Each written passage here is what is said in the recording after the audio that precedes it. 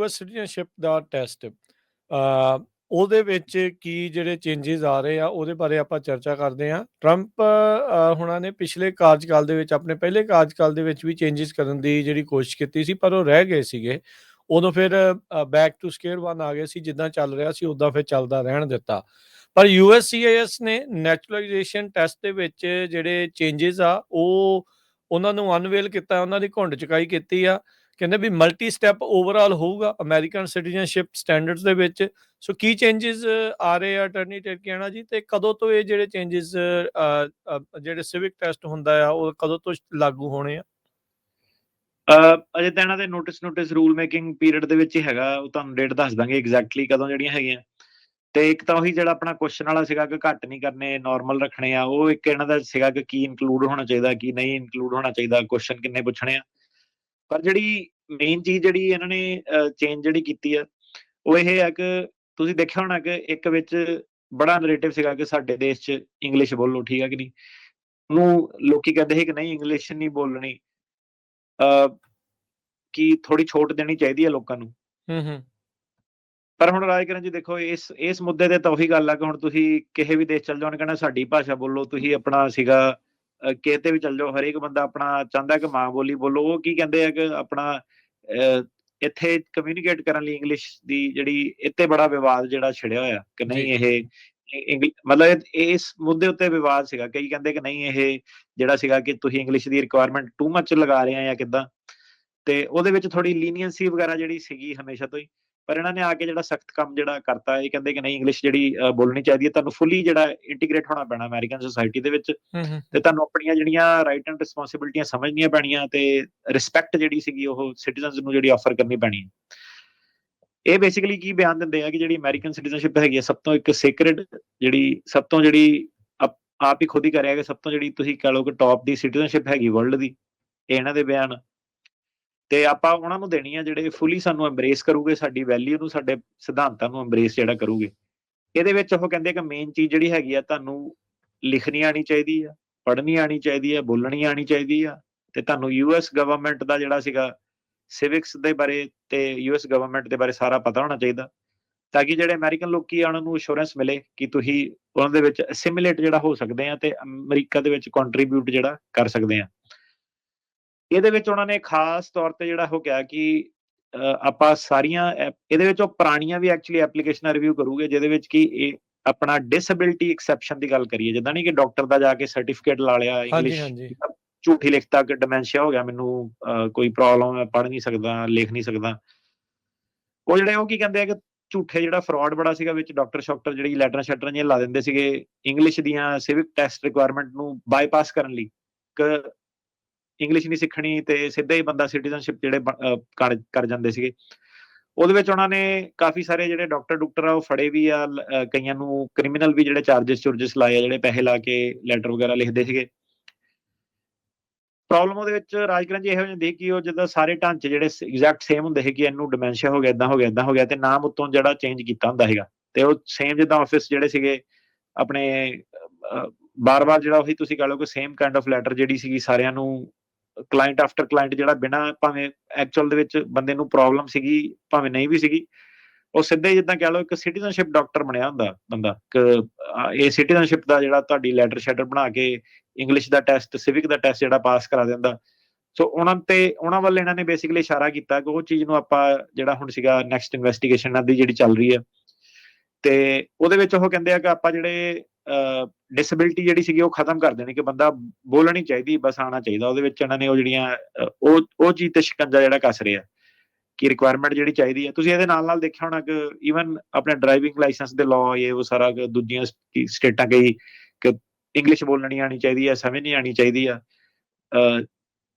Road ਵਾਲੇ ਜਿਹੜੇ incident ਸੀਗੇ ਉਹਦਾ ਵੀ ਬਹਾਨਾ ਜਿਹਾ ਲੱਭ ਕੇ ਹੁਣ ਇਹ ਉਹ ਚੀਜ਼ ਨੂੰ ਜ਼ਿਆਦਾ ਲੋੜ ਨਾਲੋਂ ਜ਼ਿਆਦਾ ਜਿਹੜੀ ਪ੍ਰੈਜ਼ੈਂਟ ਜਿਹੜੀ ਕਰ ਰਹੇ ਆ ਇਮੀਗ੍ਰੈਂਟਾਂ ਨੂੰ ਟਾਰਗੇਟ ਕਰਨ ਲਈ, ਕਿ ਦੇਖੋ ਇੰਗਲਿਸ਼ ਨਹੀਂ ਆਉਂਦੀ ਹੈ, ਇਹਦੇ ਕਰਕੇ ਐਕਸੀਡੈਂਟ ਹੋ ਗਿਆ, ਸਾਈਨ ਨਹੀਂ ਪਤਾ, ਏਦਾਂ ਦੇ ਬਹਾਨੇ ਜਿਹੜੇ ਜ਼ਿਆਦਾ ਲੱਭ ਕੇ ਮਤਲਬ ਕਿ ਬੇਸਿਕਲੀ ਉਧਰਲੇ ਪਾਸੇ ਨੂੰ ਜਾ ਰਹੇ ਆ ਕਿ ਇੰਗਲਿਸ਼ ਸਪੀਕਰ ਜਿਹੜੇ ਸੀਗੇ ਉਹੀ ਜਿਹੜੇ ਕੁਆਲੀਫਾਈ ਕਰਨ ਤੇ ਦੂਜੇ ਕੁਆਲੀਫਾਈ ਜਿਹੜੇ ਨਾ ਕਰਨ। ਹੁਣ ਗੱਲ ਇਹ ਹੈ ਕਿ ਬੰਦਾ ਜਿਹੜਾ ਲੇਟ ਆਇਆ ਵਾ, ਬਜ਼ੁਰਗ ਕੋਈ ਆਇਆ, ਉਹ ਇੰਗਲਿਸ਼ ਬੋਲ ਨਹੀਂ ਸਕਦਾ ਜੀ, ਉਹਦੇ ਵਿੱਚ ਫਿਰ ਗੱਲ ਉਹ ਆ ਜਾਂਦੀ ਕਿ ਉਹਨੂੰ 20 ਸਾਲ 15 ਸਾਲ ਜਿਹੜਾ ਸੀਗਾ ਗ੍ਰੀਨ ਕਾਰਡ ਰਹਿਣਾ ਪੈਣਾ, ਬਿਫੋਰ ਉਹ ਸਿਟੀਜ਼ਨ ਜਿਹੜੀ ਬਣੂਗਾ।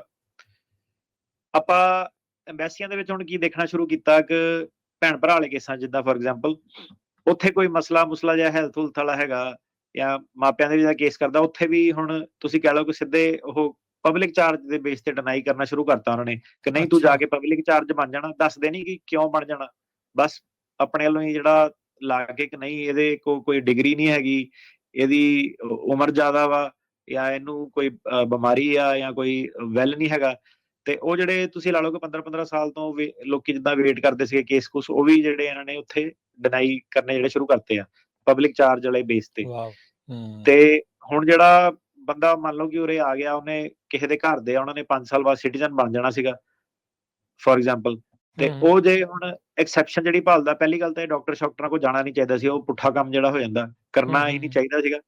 ਸੋ ਉਹਦੇ ਵਿੱਚ ਇਹ ਹੈ ਕਿ 15 ਸਾਲ ਤੁਹਾਨੂੰ ਜਿਹੜੀ ਵੇਟ ਕਰਨੀ ਪੈਣੀ ਹੈ ਗ੍ਰੀਨ ਕਾਰਡ ਤੋਂ ਬਾਅਦ, ਫਿਰ ਤੁਹਾਡੀ ਜਿਹੜੀ ਰਿਲੈਕਸੇਸ਼ਨ ਵਗੈਰਾ ਜਿਹੜੀਆਂ ਹੋ ਜਾਂਦੀਆਂ, ਉਹਦਾ ਵੀ ਬਾਕੀ ਪਤਾ ਕੁਛ ਨਹੀਂ, ਇਹਨਾਂ ਨੇ ਕਿ ਸਾਰਾ ਹੀ ਚੱਕ ਦੇਣਾ ਕਿ ਨਹੀਂ ਤੁਸੀਂ ਇੰਗਲਿਸ਼ ਦੇ ਵਿੱਚ ਹੀ ਟੈਸਟ ਦਿਓ, ਮਤਲਬ ਉਧਰਲੇ ਪਾਸੇ ਨੂੰ ਜਿਹੜੀਆਂ ਚੀਜ਼ਾਂ ਇਹ ਲੈ ਕੇ ਜਾ ਰਹੇ ਆ। ਸਭ ਤੋਂ ਜਿਹੜੀ ਮੇਨ ਚੀਜ਼ ਇਹਨਾਂ ਨੇ ਇੱਕ ਹੋਰ ਪਾਈ ਆ, ਉਹ ਕਹਿੰਦੇ ਕਿ ਹੁਣ ਸਾਡੇ ਲਈ ਇਨਫ ਨਹੀਂ ਹੈਗਾ ਕਿ ਤੁਸੀਂ ਸਿਰਫ ਇਹ ਨਹੀਂ ਕਹਿਣਾ ਕਿ ਮੈਂ ਕੋਈ ਕ੍ਰਾਈਮ ਨਹੀਂ ਕੀਤਾ, ਮੈਂ ਕਲੀਨ ਆ, ਮੈਂ ਟੈਕਸ ਭਰਿਆ। ਉਹ ਕਹਿੰਦੇ ਉਹ ਤਾਂ ਆਪਾਂ ਉਹ ਤੋਂ ਜ਼ਿਆਦਾ ਜਿਹੜੀਆਂ ਚੀਜ਼ਾਂ ਦੇਖਣੀਆਂ, ਆਪਾਂ ਸਿਰਫ ਇੰਨਾ ਨਹੀਂ ਕਿ ਤੁਹਾਡਾ bad behaviour, absence of bad behaviour, ਮਤਲਬ ਕਿ ਆਪਾਂ ਇਹ ਦੇਖ ਕੇ ਹੁਣ ਤੁਹਾਡੀ ਸਿਟੀਜ਼ਨਸ਼ਿਪ ਨਹੀਂ ਅਪਰੂਵ ਕਰਨੀ ਕਿ ਮੈਂ ਕੋਈ ਗਲਤ ਕੰਮ ਨਹੀਂ ਕੀਤਾ। ਕਹਿੰਦੇ ਆਪਾਂ ਉਸ ਤੋਂ ਜ਼ਿਆਦਾ ਜਿਹੜੀਆਂ ਚੀਜ਼ਾਂ ਸ਼ੁਰੂ ਕਰਨੀਆਂ, ਤੇ ਇੱਕ ਚੀਜ਼ ਇਹਨਾਂ ਨੇ ਕਰਨੀ ਆ ਨੇਬਰਹੁੱਡ ਇਨਵੈਸਟੀਗੇਸ਼ਨ, ਕਿ ਆਪਾਂ ਗਵਾਂਢ ਤੋਂ ਜਾ ਕੇ ਜਿਹੜਾ ਪੁੱਛਣਾ। ਠੀਕ ਹੈ, ਹਾਂ ਠੀਕ ਹੈ। ਤੇ ਲਾਈਕ ਸਾਰਿਆਂ ਨੂੰ ਬੇਨਤੀ ਉਹੀ, ਠੀਕ ਹੈ ਕਿ ਨਹੀਂ, ਪੁਰਾਣੀ ਬੁੱਢੀ ਨੂੰ ਆਪਣੇ ਗਵਾਂਢ ਚ ਤੰਗ ਨਾ ਕਰੇ ਕੋਈ ਵੀ, ਗਲਤ ਬਿਆਨ ਉਹਨੇ ਦੇਤਾ, ਠੀਕ ਆ, ਤੁਹਾਨੂੰ ਪਤਾ ਇਸ਼ਾਰਾ ਕਿੱਧਰ ਨੂੰ, ਲਾਊਡ ਮਿਊਜ਼ਿਕ ਵੱਲੋਂ ਇੱਧਰ ਉੱਧਰ। ਸੋ ਸਾਰਿਆਂ ਦੀਆਂ ਵੋਟਾਂ ਜਿਹੜੀਆਂ ਹੈਗੀਆਂ ਕਿ ਨੇਬਰਹੁੱਡ ਇਨਵੈਸਟੀਗੇਸ਼ਨ ਕਹਿੰਦੇ ਕਰਨੀ ਆ। ਤੁਸੀਂ ਇਹ ਦੇਖੋ ਵੀ ਨੈਚੁਰਲਾਈਜੇਸ਼ਨ ਦੇ ਵਿੱਚ ਵੀ ਤੁਹਾਡੇ ਤੋਂ ਜ਼ਿਆਦਾ ਪਾਵਰ ਤੁਹਾਡੇ ਗਵਾਂਢੀਆਂ ਨੂੰ ਦੇ ਰਹੇ ਆ। ਉਹ ਸ਼ਰੇਆਮ ਕਹਿ ਰਹੇ ਆ ਕਿ ਆਪਾਂ ਜਾ ਕੇ ਪੁੱਛਣਾ ਕਿ ਬੰਦਾ ਕਿੱਦਾਂ ਦਾ ਮਿਲਦਾ ਵਿਚਰਦਾ, ਕਿੱਦਾਂ ਦਾ ਵਾ, ਚੰਗਾ ਹੈਗਾ ਕਿ ਨਹੀਂ ਹੈਗਾ। ਉਹ ਕਹਿੰਦੇ ਕਿ ਸਾਨੂੰ ਹੋਰ ਐਵੀਡੈਂਸ ਚਾਹੀਦਾ ਹੈਗਾ, ਤੁਸੀਂ ਲਿਆ ਕੇ ਦੇਣਾ ਕਿ ਤੁਸੀਂ ਕਿੱਦਾਂ ਅਮਰੀਕਨ ਸੋਸਾਇਟੀ ਦੇ ਵਿੱਚ ਵਿਚਰੇ ਆ, ਤੁਸੀਂ ਕੀ ਕੀਤਾ, ਠੀਕ ਹੈ, ਨੌਨ ਪ੍ਰੋਫਿਟਾਂ 'ਚ ਕੰਮ ਕੀਤਾ, ਕੀ ਕੀਤਾ, ਡੋਨੇਸ਼ਨਾਂ ਦਿੱਤੀਆਂ ਚਰਚ ਨੂੰ, ਠੀਕ ਹੈ ਕਿ ਨਹੀਂ, ਵਲੰਟੀਅਰ ਕੀਤਾ ਪ੍ਰੋਗਰਾਮਾਂ 'ਚ। ਏਦਾਂ ਦੀਆਂ ਆਪਾਂ ਚੀਜ਼ਾਂ ਦੇਖਣੀਆਂ ਕਿ ਬੰਦਾ ਐਫਰਟ ਕਰਦਾ ਹੈਗਾ ਅਮਰੀਕਾ ਦੇ ਵਿੱਚ ਉਹ ਕਰਨ ਦਾ। ਤੇ ਉਹ ਬੇਸਿਕਲੀ ਨਾਲ ਉਹਨਾਂ ਨੇ ਇੱਕ ਜਿਹੜਾ ਇਹਨਾਂ ਦਾ ਕਨਸਟੀਟਿਊਸ਼ਨ ਡੇ ਹੁਣ ਨਿਕਲਿਆ ਸੀਗਾ ਸਤੰਬਰ 'ਚ, ਇੱਕ ਲੈਟਰ ਵੀ ਕਹਿੰਦੇ ਉਹਨਾਂ ਨੇ ਜਿਹੜੀ ਟਰੰਪ ਸਾਹਿਬ ਨੇ ਲਿਖੀ ਆ ਉਹ ਦੇਣੀ ਆ ਨਾਲ ਓਥ ਆਫ ਐਲੀਜੈਂਸ ਦੇ। ਉਹ ਬੇਸਿਕਲੀ ਲੈਟਰ ਦੇ ਵਿੱਚ ਇਹ ਕਹਿ ਰਿਹਾ ਕਿ ਇਹ ਜਿਹੜਾ ਅਮਰੀਕਾ ਵਾ, ਠੀਕ ਹੈ, ਤੁਹਾਡੀ ਨਵੀਂ ਹੋਮਲੈਂਡ ਆ, ਤੇ ਤੁਸੀਂ ਇਹਦੇ ਵਿੱਚ ਹੁਣ ਸਟੈਂਡ ਕਰਦੇ ਆ one nation under one God. ਇੱਥੇ ਬੜਾ ਡਿਸਪਿਊਟ ਰਿਹਾ ਕਿ ਇਹ ਵਾਲੀ ਜਿਹੜੀ ਐਲੀਜੈਂਸ ਜਿਹੜੀ ਹੈਗੀ ਆ one nation under one God, ਸਕੂਲਾਂ ਦੇ ਵਿੱਚ ਇਹ ਜਿਹੜਾ ਹੈਗੀ ਸ਼ਬਦਾਵਲੀ ਵਰਤਣੀ ਚਾਹੀਦੀ, ਨਹੀਂ ਵਰਤਣੀ ਚਾਹੀਦੀ, ਵੀ ਗੋਡ ਕਿਹਦਾ, ਤੁਹਾਡਾ ਕਿ ਮੇਰਾ, ਜਾਂ ਆਸਤਿਕ ਬੰਦਾ ਨਾਸਤਿਕ ਬੰਦਾ ਵਾਲਾ ਵੀ ਲਾ ਸਕਦੇ ਆ ਤੁਸੀਂ, ਜਿਹੜੇ ਪਾਸੇ ਮਰਜ਼ੀ ਗੱਲ ਜਾ ਸਕਦੇ ਆ। ਤੇ ਉਹਦੇ ਵਿੱਚ ਹੁਣ ਇਹ ਆ ਗਿਆ ਕਿ ਉਹ ਕਹਿੰਦੇ ਕਿ ਤੁਸੀਂ ਜਿਹੜਾ ਆਪਣੀ ਸਹੁੰ ਖਾਧੀ ਆ ਜਾਂ ਜਿਹੜੀ ਲਾਇਲਟੀ ਜਿਹੜੀ ਭਰਨੀ ਆ ਉਹ ਅਮਰੀਕਾ ਵਾਸਤੇ ਭਰਨੀ ਆ, ਤੇ ਇਨ ਰਿਟਰਨ ਅਮਰੀਕਾ ਤੁਹਾਨੂੰ ਜਿਹੜਾ ਸੀਗਾ ਫਰੀਡਮ ਤੇ ਓਪਰਚੁਨਿਟੀ ਪ੍ਰੋਮਿਸ ਕਰੂਗੀ। ਨਾਲ ਇਹਨਾਂ ਨੇ ਬਾਈਡਨ ਸਾਹਿਬ ਤੇ ਜਿਹੜਾ ਤਵਾ ਲਾਤਾ ਕਿ ਜਿਹੜੀ ਦੂਜੀ ਸਰਕਾਰ ਆ ਇਹ ਕਿ ਉਹ ਜਾਣ ਕੇ ਜਿਹੜਾ ਉਹਨਾਂ ਨੇ ਦਰਵਾਜ਼ਾ ਜਿਹੜਾ ਖੋਲਿਆ ਇਲੀਗਲ ਏਲੀਅਨ ਜਾਂ ਜਿਹੜੇ ਲੋਕੀ ਅਮਰੀਕਾ ਦਾ ਭਲਾ ਨਹੀਂ ਚਾਹੁੰਦੇ ਜਾਂ ਅਮਰੀਕਾ ਬਾਰੇ ਮੰਦਾ ਬੋਲਦੇ ਆ ਤੇ ਰਹਿੰਦੇ ਵੀ ਅਮਰੀਕਾ ਦੇ ਵਿੱਚ ਆ, ਉਹ ਸਾਰੀਆਂ ਚੀਜ਼ਾਂ ਇਹਨਾਂ ਨੇ ਜਿਹੜੀਆਂ ਚੈੱਕ ਕਹਿੰਦੇ ਕਰਨੀਆਂ ਸੋਸ਼ਲ ਮੀਡੀਆ ਦੇ ਵਿੱਚ। ਕਿਤੇ ਵੀ ਕਿਤੇ ਇਹ ਵਿਅਕਤੀ ਉਹ ਤਾਂ ਨਹੀਂ ਹੈਗਾ ਕਿ ਅਮਰੀਕਾ 'ਚ ਰਹਿ ਰਿਹਾ, ਅਮਰੀਕਾ ਦੀ ਖਾ ਰਿਹਾ ਤੇ ਅਮਰੀਕਾ ਦੇ ਬਾਰੇ ਬੁਰਾ ਜਿਹੜਾ ਬੋਲ ਰਿਹਾ। ਉਹ ਹੁਣ ਜਿਹੜਾ ਸੀਗਾ ਸੋਸ਼ਲ ਮੀਡੀਆ ਦੇ ਥਰੂ, ਠੀਕ ਆ, ਜਾਂ ਤੁਹਾਡੇ ਜਿਹੜਾ ਹੈ ਨੇਬਰਹੁੱਡ ਜਿਹੜੇ ਕਹਿੰਦੇ ਆ ਵਾਚ ਪ੍ਰੋਗਰਾਮ ਆਉਣ ਦੇ ਥਰੂ, ਉਹ ਚੀਜ਼ ਇਹਨਾਂ ਨੇ ਜਿਹੜੀ ਚੈੱਕ ਕਰਨੀ ਆ। ਤੇ ਮੋਸਟ ਇੰਪੋਰਟੈਂਟਲੀ ਇਹ ਬੇਸਿਕਲੀ ਇਹ ਕਹਿੰਦੇ ਆ ਕਿ ਆਪਾਂ ਐਡੀਸ਼ਨਲ ਚੀਜ਼ਾਂ ਜਿਹੜੀਆਂ ਹੁਣ ਦੇਖਣੀਆਂ, ਆਪਾਂ ਸਿਰਫ ਇਹ ਨਹੀਂ ਦੇਖਣਾ ਕਿ ਬੰਦੇ ਦਾ ਰਿਕਾਰਡ ਕਲੀਨ ਆ, ਆਪਾਂ ਇਹ ਦੇਖਣਾ ਕਿ ਇਹ ਬੰਦਾ ਮਿਕਸ ਹੋ ਸਕਦਾ ਅਮਰੀਕਾ ਦੇ ਵਿੱਚ ਕਿ ਨਹੀਂ ਹੋ ਸਕਦਾ ਜੀ। ਤੇ ਇਹਦੇ ਵਿੱਚ ਫਿਰ ਛੋਟੇ ਛੋਟੇ ਕ੍ਰਾਈਮ ਹਰੇਕ ਚੀਜ਼ ਇਹਨਾਂ ਨੇ ਬਹਾਨਾ ਕਿਸੇ ਚੀਜ਼ ਦਾ ਵੀ ਲੱਭ ਸਕਦੇ ਆ, ਠੀਕ ਹੈ ਕਿ ਨਹੀਂ। ਮੋਰਲ ਕੈਰੈਕਟਰ ਦੇਖਣਾ ਤੁਹਾਡਾ, ਗੁੱਡ ਮੋਰਲ ਕੈਰੈਕਟਰ ਜਿਹੜਾ ਉਹਨਾਂ ਨੇ ਦੇਖਣਾ ਜੀ। ਸੋ ਫੈਡਰਲ ਰਜਿਸਟਰ ਦੇ ਵਿੱਚ ਤੇ ਕਹਿੰਦੇ ਸ਼ਾਇਦ ਇਹ ਨੋਟਿਸ ਇਹਨਾਂ ਨੇ ਪਾਇਆ ਹੈਗਾ ਆ, ਤੇ ਮੋਸਟ ਪ੍ਰੋਬਬਲੀ ਕਹਿੰਦੇ ਇਹੀ ਚੀਜ਼ ਇਹਨਾਂ ਨੇ 13 ਨਵੰਬਰ 2020 ਦੇ ਵਿੱਚ ਕੀਤੀ ਸੀ, ਜਦੋਂ ਟਰੰਪ ਹੁਣਾਂ ਦਾ ਕਾਰਜਕਾਲ ਖਤਮ ਹੋਣ ਵਾਲਾ ਸੀ, ਤੇ ਪਰ ਉਦੋਂ ਉਹ ਰਹਿ ਗਿਆ ਸੀਗਾ।